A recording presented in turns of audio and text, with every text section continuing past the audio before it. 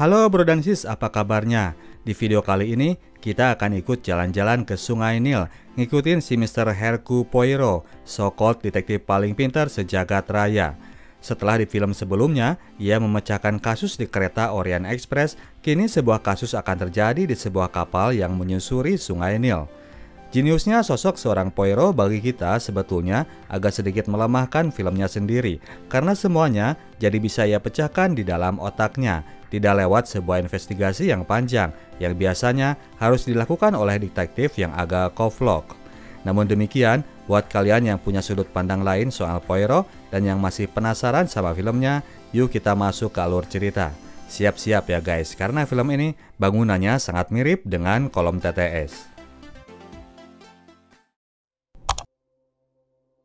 Film dibuka dengan sebuah situasi yang terjadi pada Perang Dunia ke-1, di mana Hercule Poirot muda ikut ambil bagian di dalamnya. Sebagai seorang pemuda yang cerdas, Poirot bisa memprediksi timing penyerangan yang tepat dengan melihat kebiasaan burung gagak terbang saat angin berhembus tiap pagi, menyibak asap gas racun yang ditebar oleh pihak Nazi.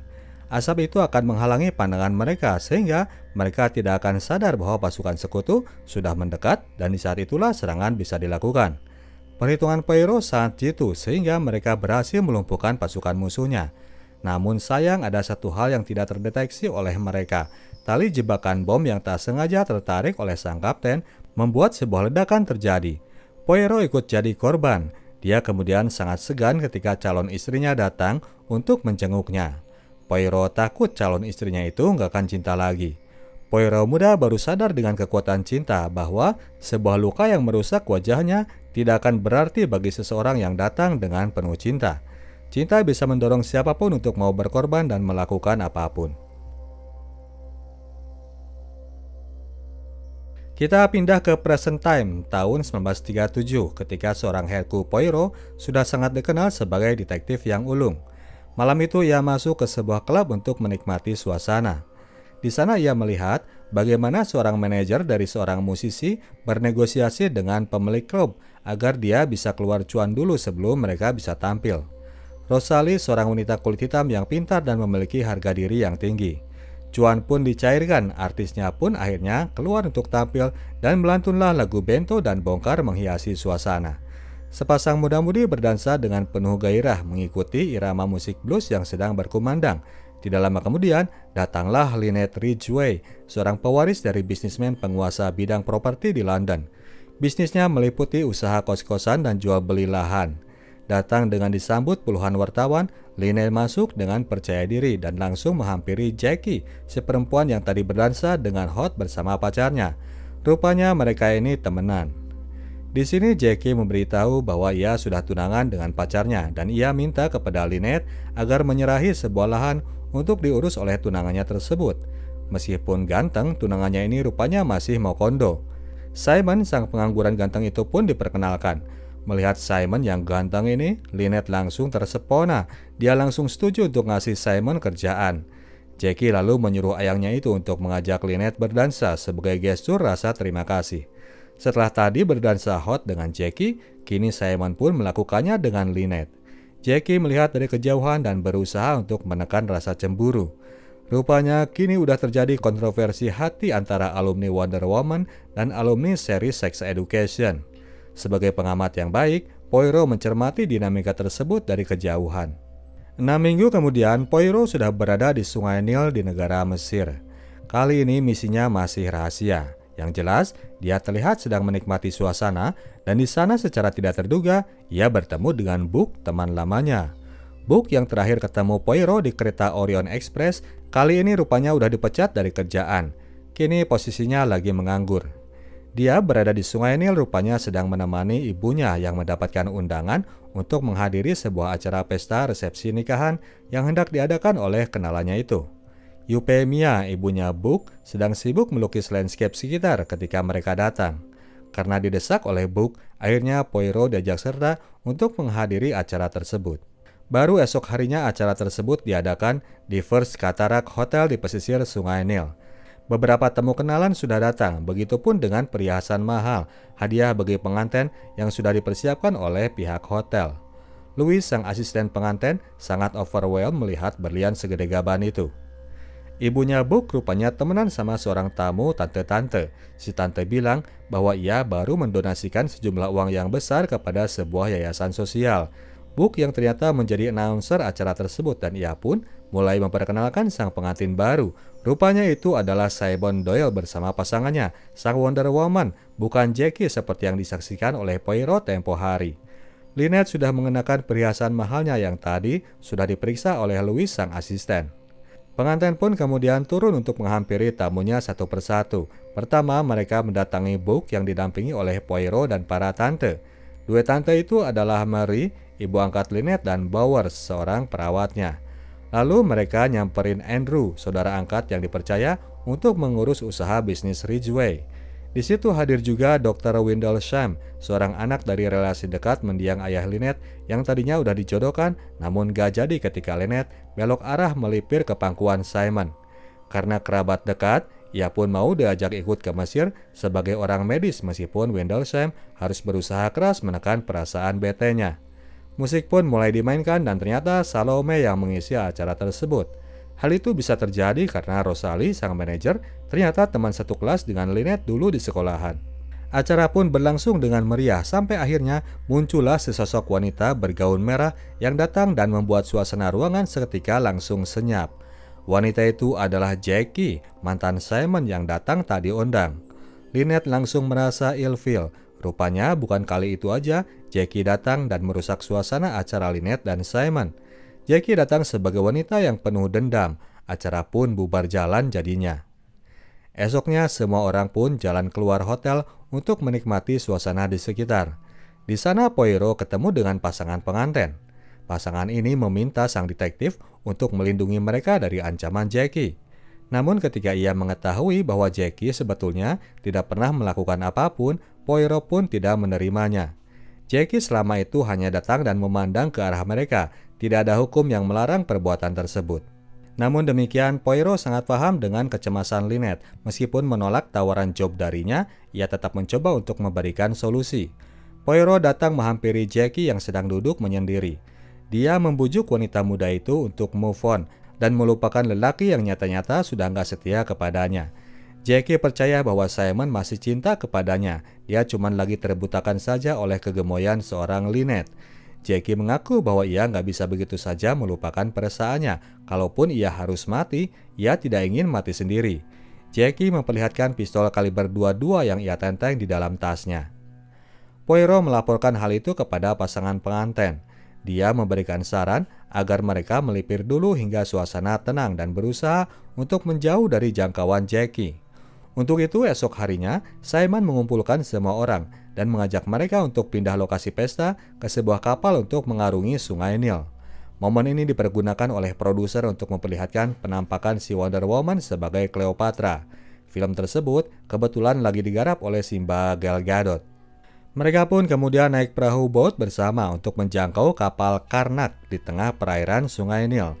Simon berharap bahwa Jackie tidak akan bisa mengikuti mereka karena kapal itu udah di-booking Lynette sampai lokasi Abu Simbel. Tas mereka yang ditinggal di hotel akan diurus oleh Louis untuk diantar ke penginapan mereka di Sehal.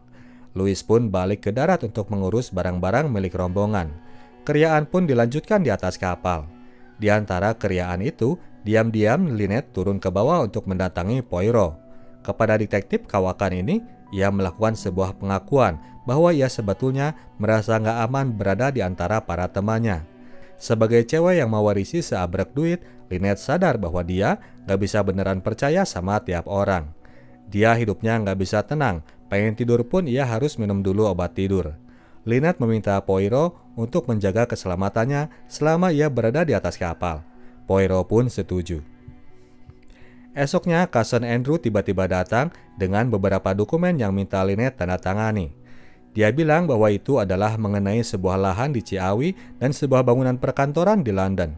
Tante Bauer seperti yang kepanasan ketika dia mendengar masalah apartemen London. Lynette yang merasa nggak fokus soal bisnis karena dalam suasana liburan tadinya hendak menolak nanda tangan dulu, tapi ia didorong oleh Simon agar tanda tangan saja. Namun kemudian ia dihentikan oleh Rosalie yang mendorongnya untuk menjadi wanita yang gampang nurut ucapan lelaki. Lynette pun menolak tegas dan Andrew pun jadi pura-pura menyesal udah lancang mengganggu acara bulan madunya. Poirot memperhatikan dengan seksama suasana tersebut. Poirot pun kemudian keluar ruangan ditemani Book. Mereka pun berbincang dan dari situ dia bisa menebak bahwa Book ada hubungan sama Rosalie karena Rosalie temenan sama Lynette dan Lynette temenan sama Book. Book mengaku bahwa ia memang diperkenalkan kepada Rosalie oleh Lynette. Namun hubungan mereka itu terpaksa harus dijalani secara backstreet karena Euphemia, ibunya Book, tidak merestui hubungan mereka. Book sangat butuh izin ibunya karena dia yang pengangguran ini masih mengandalkan uang bulanan dari sang nyokap.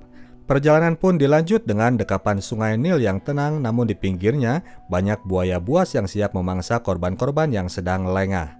Esok paginya kapal pun sampai di Abu Simbel, sebuah lokasi gua tempat dikuburkannya para permaisuri Ramses secara hidup-hidup.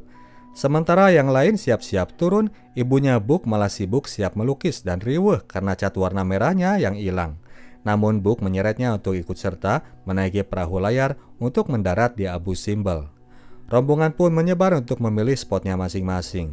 Sementara itu, pemandangan patung pasangan Farao dan ratunya itu malah membuat Book dan emaknya jadi bertengkar. Euphemia tahu bahwa Book sedang mengincar izin darinya untuk bisa menikahi Rosalie, namun dengan tegas ia tetap menolak. Bukan masalah perbedaan ras, namun karena cinta. Ibunya Book sangat sinis dengan yang namanya cinta.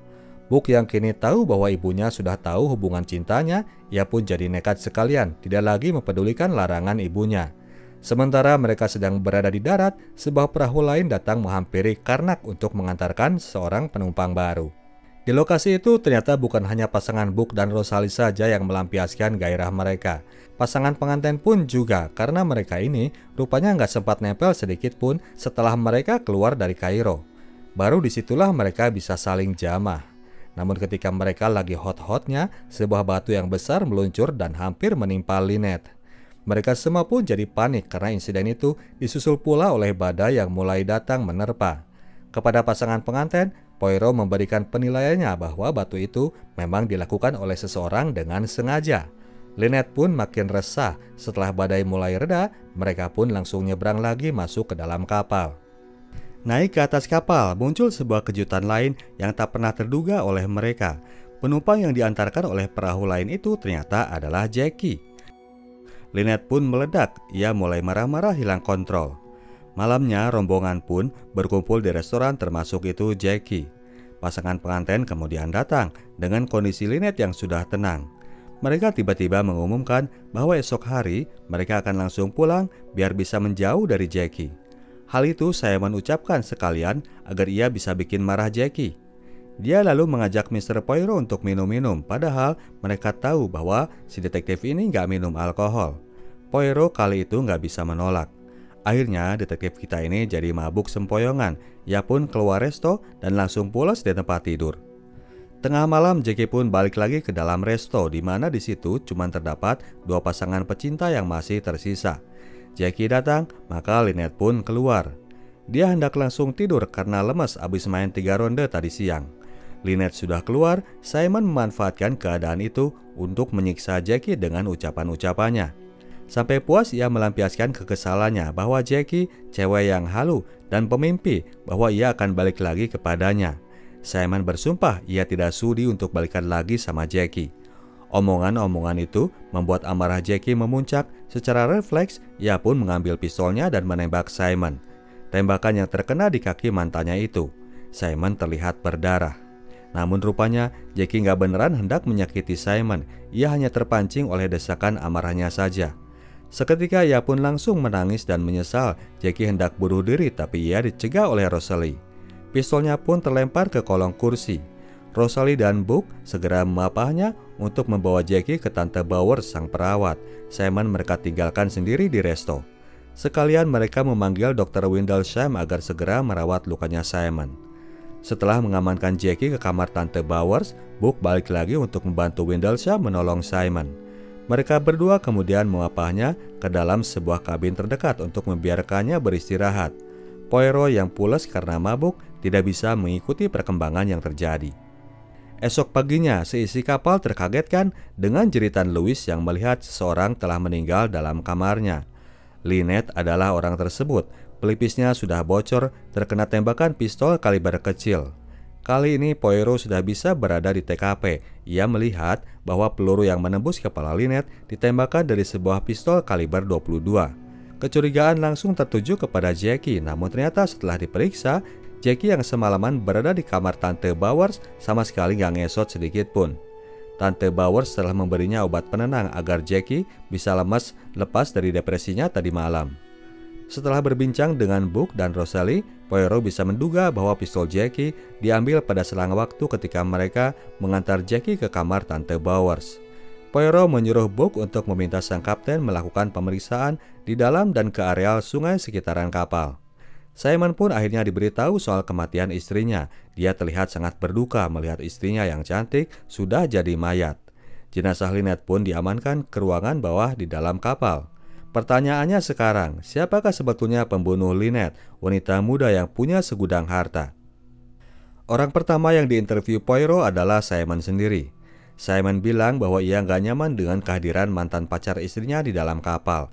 Dia juga cerita soal pertikaian Lynette dengan Salome dan Louis di masa lalu.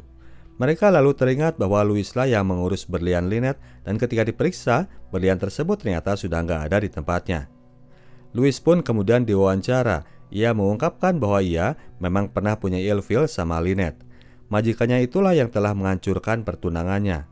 Namun ia bersumpah bahwa ia nggak ada hati untuk menyakiti Lynette. Ia lalu mengaku bahwa ia sempat melihat sekelebat seseorang masuk ke dalam kamar Lynette ketika ia sedang merokok di luar kamarnya.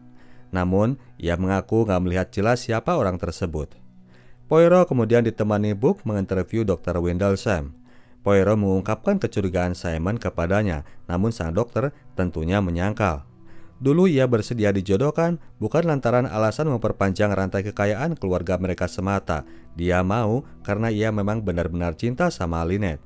Jadi kalaupun ada orang yang hendak ia sakiti, itu adalah Simon. Tidak mungkin ia menyakiti Lynette. Selanjutnya yang diwawancara adalah cousin Andrew. Poirot nyinggung-nyinggung soal dokumen yang kemarin sempat ia minta tanda tangan Lynette. Poirot curiga bahwa Andrew punya akal bulus untuk menipu Lynette dan membunuhnya agar kelicikannya nggak diketahui. Andrew membela diri bahwa ia nggak ada keuntungan dari meninggalnya Lynette. Toh yang ada di surat waris hanya ada nama ibu angkatnya dan Simon sang suami. Andrew tidak mau menjelaskan urusan dokumen kemarin, namun ia menegaskan kalau ia ingin bunuh Lynette, ia nggak akan nyuri si pistol kaliber 22 segala. Ia lebih baik pakai pistolnya sendiri. Selanjutnya adalah Tante Bowers. Di balik kehumbelan tante ini, Poirot bisa menebak bahwa ia sebetulnya mantan orang kaya dari gaya dan pakaiannya. Tante Bowers ini ternyata pemilik gedung yang sekarang jadi gedungnya Ridgeway di London. Kelicikan bisnis ayahnya Lynette yang membuat mereka jadi miskin.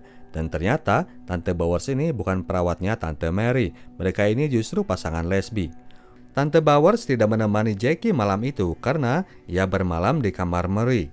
Semua orang jadi punya motif di mata Poirot dan semua orang yang mencinta bisa dengan tega membunuh demi cintanya.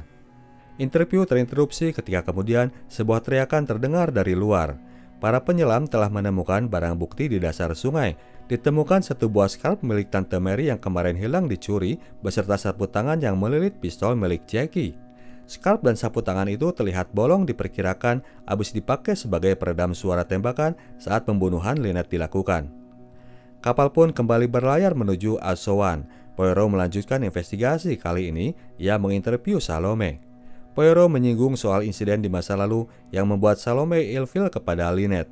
Ternyata itu urusan sentimen ras. Terjadi waktu mereka masih kecil. Lynette keberatan berenang satu kolam dengan orang kulit hitam. Ketika ditanya soal kemungkinan bahwa ia yang membunuh Lynette karena hal itu, Salome bilang mungkin dunia bakal udah penuh dengan mayat wanita kulit putih kalau sentimen ras yang dijadikan alasan. Wawancara terinterupsi dengan kehadiran Euphemia. Rupanya ia telah menemukan kalung berlian milik Lynette.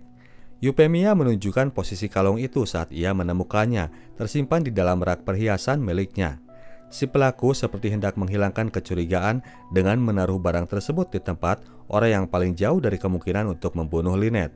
Saat itu Poirot kemudian mengakui kepada Book di depan ibunya dan Rosalie bahwa ia memang telah disewa ibunya untuk menyelidiki calon istri anaknya ini. Pertemuan di lokasi piramid Giza itu ternyata bukan hal yang kebetulan. Namun sebelum Poirot sempat selesai mengungkapkan analisanya tentang Book, dia kemudian menemukan sebuah tubuh yang tersangkut pada roda kapal. Tubuh itu adalah mayat dari Louis yang telah terbunuh. Mereka menemukan di dalam saku jaket Louis terdapat sejumlah uang. Poirot memperkirakan karena Louis mengaku hampir melihat si pembunuh masuk kamar Lynette, maka dari itu uang tersebut dimaksudkan sebagai uang tutup mulut. Namun karena suatu hal, akhirnya si pembunuh lebih memilih menutup mulutnya untuk selamanya. Ada luka sabatan pisau pada leher Louis dan sabatan itu mirip dengan sabatan sebuah pisau operasi. Hanya satu orang yang punya pisau operasi di sana, yaitu Dr. Windlesham. Andrew menuduh dokter itu sebagai sang pembunuh dan Windlesham tentu saja menyangkal. Keduanya pun jadi adu jotos membuat film ini jadi makin belibet dan ribet untuk diikuti. Ketika adu jotos sudah mereda, akhirnya Book memutuskan agar malam itu mereka masuk kamar masing-masing dan menguncinya karena bahaya kini sudah semakin ditebar oleh si pembunuh. Book lalu bilang bahwa ia hendak ke ruang kapten dulu untuk menyampaikan kabar kematian Louis ini kepada mantan tunangannya, dan dari situlah Poirot jadi terfikirkan sesuatu. Di depan Simon, kali ini Book yang ia jadikan objek wawancaranya. Poirot menduga bahwa Book yang penuh simpati ini juga telah datang ke kamar Lynette sewaktu suaminya terkena tembakan. Namun saat ia datang, Lynette udah keburu meninggal, tapi ia nggak bisa lepas dari godaan ketika Book melihat kalung pengantin di kamarnya. Book yang telah mencuri kalung itu dan ia simpan di rak ibunya ketika perintah penggeledahan telah dilakukan. Book butuh uang agar ia bisa menikahi Rosalie tanpa harus dapat izin dari emaknya. Jadi kesimpulannya, Book yang paling duluan tahu soal kematian Lynette dan dia juga yang memergoki terbunuhnya Louis karena kini jaketnya udah nggak ada. Itu dikarenakan jaketnya terkena cipratan darah Louis dan ia buang untuk menutupi keterkaitannya dengan pembunuhan dan pencurian kalung tersebut. Poirot meminta agar Book tidak menutupi pengetahuannya soal pembunuh Louis, hanya sekedar agar kejahatan pencuriannya bisa tertutupi. Sebagai teman, Poirot minta agar Book mau jujur. Namun sebelum Book hendak mengungkap nama sang pembunuh, sebuah tembakan menghujam lehernya dan membunuh Book seketika. Poirot segera mengejar sang penembak, namun ia tidak berhasil menangkapnya. Poirot hanya berhasil mendapatkan pistol sang penembak yang terjatuh dan ia melihat semua rombongan pada muncul dari dalam kamar masing-masing. Jackie yang paling terakhir keluar dari kamarnya. Mayat Book pun ditempatkan bersama dengan dua mayat lain di ruangan bawah kapal. Malam itu Poirot berpikir keras untuk memecahkan kasus pembunuhan tersebut. Ia mendengarkan pertengkaran Salome dan Andrew mengenai pistol pembunuh itu. Pistol tersebut adalah pistol Andrew yang telah dicuri dari dalam kabinnya. Poirot merasa bahwa malam itu ia harus bisa menyelesaikan kasus tersebut. Pembunuhnya ada di antara rombongan, untuk itu ia pun memberi kode kepada kru kapal agar mengunci semua pintu resto agar mereka semua tidak ada yang bisa kabur.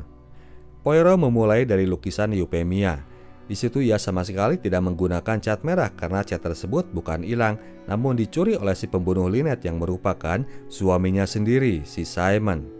Pertama adalah soal minuman yang membuatnya tidur pules semalaman, lalu Poirot memberikan penjelasan tentang cat, bahwa cat tersebut dipakai sebagai kamuflase darah pada tembakan yang dilepas Jackie. Saat yang lain sibuk keluar mengamankan Jackie, Simon yang sebetulnya tidak terkena tembakan, kemudian mengambil pistol dan memanfaatkan momen antara itu untuk turun dan membunuh Lynette. Ia lalu balik lagi ke atas dan memakaikan scarf milik Mary yang udah ia curi dan sapu tangan yang sudah dilumuri cat sebagai peredam suara tembakan. Simon telah menembak kakinya sendiri sebelum Dr. Windlesham datang dan ia sempat membuang barbuk itu ke sungai Nil. Lalu ia pun melemparkan motif terhadap orang di sekitar sehingga ia bisa terbebas dari kecurigaan. Namun demikian, Simon bukan pembunuh dua orang yang terakhir. Dua korban terakhir dilakukan oleh partnernya yang juga mastermind dari serangkaian pembunuhan ini. Jackie, sang mantan yang ternyata pura-pura jadi mantan. Dia memperalat Simon agar membunuh Lynette sehingga mereka bisa menikmati harta warisan yang diterima oleh ayangnya. Karena cinta gila adalah motif dari segalanya. Ketika Louis melihat Simon masuk ke kamar Lynette dan membunuhnya, Simon kemudian ngasih pesan kepada Jackie agar mengurus sang asisten. Dia pun memberi info soal senjata yang bisa ia pergunakan. Maka dari itu, Jackie pun menggorok Louis dan membunuh Book sebelum namanya mulai diungkap. Jackie masih mencoba mengelak bahwa Poirot nggak punya bukti. Detektif ini memang hanya megang sebuah pistol yang sidik jarinya sudah terhapus, namun ia masih punya bukti dari sapu tangan. Jika merah itu memang berasal dari darah, maka warna bekasnya akan berubah coklat ketika terkena air. Namun nyatanya, sekarang warna pink yang terdapat di sapu tangan tersebut itu adalah warna dari cat yang luntur. Kini Jackie dan Simon pun tidak bisa mengelak. Menolak untuk ditangkap dan dipisahkan, Jackie memilih sebuah opsi agar dia dan ayangnya bisa tetap bersatu untuk selamanya. Ia pun kemudian mengambil pistol kaliber 22 itu dari tangan Simon, tidak untuk ia tembakan kepada Poirot yang sedang menodong mereka, namun untuk ia tembakan ke punggung ayangnya. Peluru itu kemudian menembus ke dadanya. Pasangan gila ini pun kemudian mati secara berbarengan. Case closed, pinternya seorang Hercule Poirot sehingga filmnya jadi kurang tensi seperti yang seharusnya. Menurut kita, semuanya bisa ia pecahkan sendiri. Esoknya perahu pun mendarat di pelabuhan Aswan dan semua mayat pun diamankan. Berakhirlah kasus Hercule Poirot kali ini dengan sebuah kesimpulan bahwa love bisa membutakan segalanya. Love terhadap pasangan dan juga love terhadap harta. Harta, tahta, dan Lolita. Kita tim Sinatok cabut dulu, sampai jumpa di video kita selanjutnya. Ciao.